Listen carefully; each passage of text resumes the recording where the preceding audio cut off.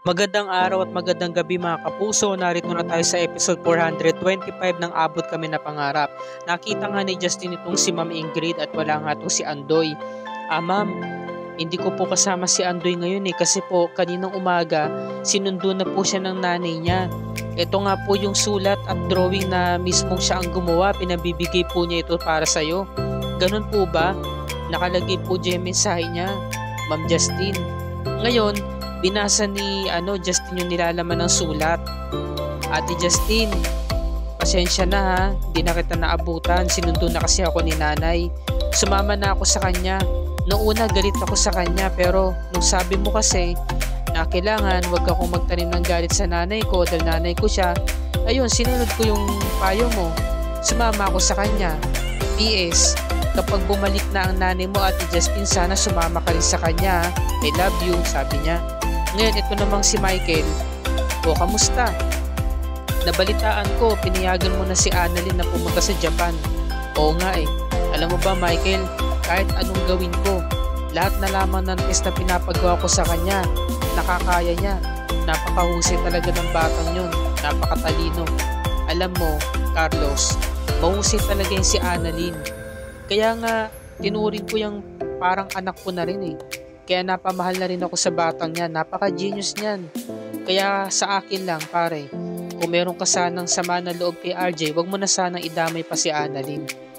Ang sa akin lang, wala na rin akong magagawa dahil nakapag-desisyon na si Annalyn para hindi na siya umalis sa East Ridge. Doon na siya mag-i-stay. Sabi naman ni Michael, di ba pabor sa'yo na mawala si Annalyn sa East Ridge? Magkakasama na sila mag-ama?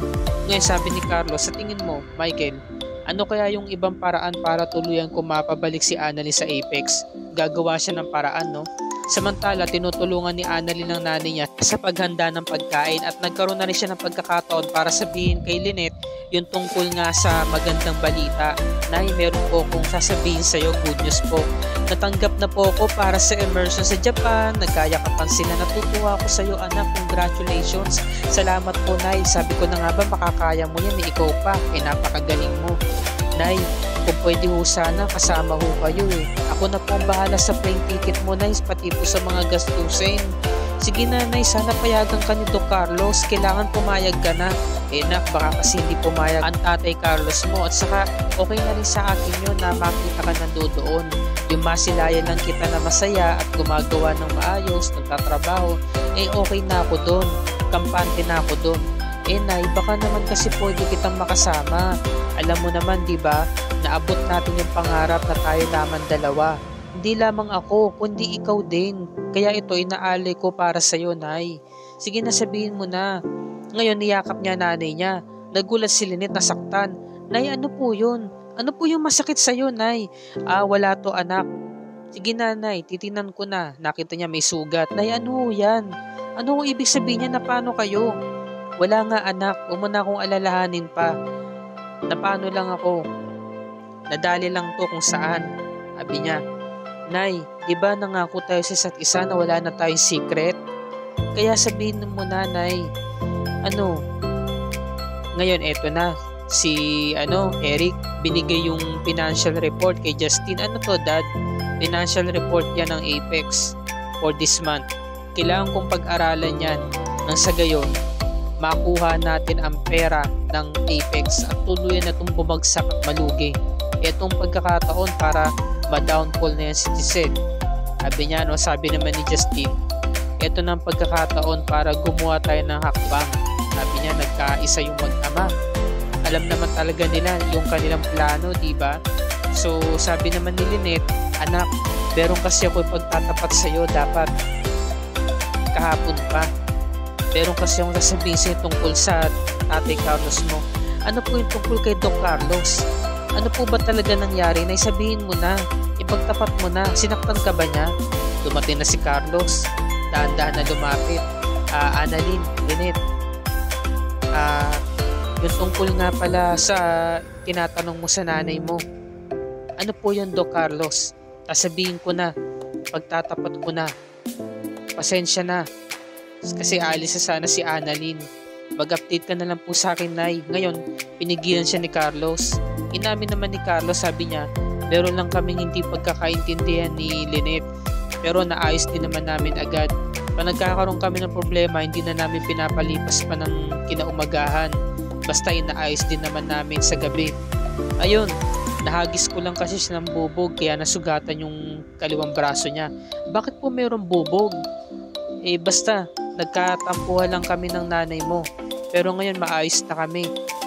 Pasensya ka na, Annalyn, kung nagawa ko yon, pero pinapangako ko sa'yo, hindi na ito mauulit. Nay, totoo po ba yon? Sabi ni Lynette. Totoo yun, anak. Alam mo naman na mag-asawa, may mga pagkakaunawaan, meron din naman na hindi pagkakaintindihan. Nangyayari talaga yun, natural naman nangyayari yun. Pero okay na anak, okay na ako, sabi niya. Pero tanggol niya ang si Carlos. Ito namang si Chang, hindi daw niya matawagan si Lynette. Ito namang si Josa, nag-aalala. Sabi naman ni Josa, hindi kaya may kinalaman to kay Doc Carlos kasi nagkaroon nga ng sugat si Lynette. Nag-aalala talaga ako, Chang. Hindi kaya tumawag na tayo sa Women's Days. Ay nako Josa, po ano-ano na naman yan iniisip mo. Kapag tumawag tayo at kapag dumating doon ng mga pulis, paano kung mali yung ekspekulasyon mo? Di napahamak si Lynette, magagalit sa atin si Lynette, papagalitan tayo noon. Nagka-problema pa yung mag-asawa. Umarang si Annalyn, Ninang, totoo po yung sinabi ni Chang, na wala naman pong kinalaman si Doc Carlos, hindi niya po sinasaktan si nanay. Umamin na po sila sa akin kanina, nakausap ko po si nanay. Sabi po ni Doc Carlos, hindi naman daw po niya sinasadya. Parang aksidente lamang yung nangyari. Nahagisan daw po niya ng bubong si nanay kaya po nagkasugat. Pero ngayon okay na po sila. Sabi ni Chang Susan, ayan na nga ba sinasabi ko Jose. O kita mo buti na lamang dumating si Annalyn. Dahil kung hindi, kapag tumawag agad tayo sa pulis, tapos hindi naman pala sinasaktan ni Doc Carlos si Lynette, hindi nakakahiya. Ngayon eto, sabi ni Carlos, Lynette, pagpasensyahan mo na talaga ako sa mga nangyari kanina. Galit ka pa ba? Gusto ko sana makabawi sa'yo, Lynette, sa pagkakataong ito. Sabi naman ni Lynette, no, hindi naman ako galit. Sabi ni Carlos, bakit hindi mo sinabi yung totoo? Diba? Ito namang si Annalyn, hindi pa rin niya sinabi yung totoo sa lola kay Ninang Josa niya. Ngayon sabi naman ni Carlos, gusto ko sanang bumawi sa'yo. Meron pa naman akong pa-surprise sa'yo. Binigay kay Lynette yung passport.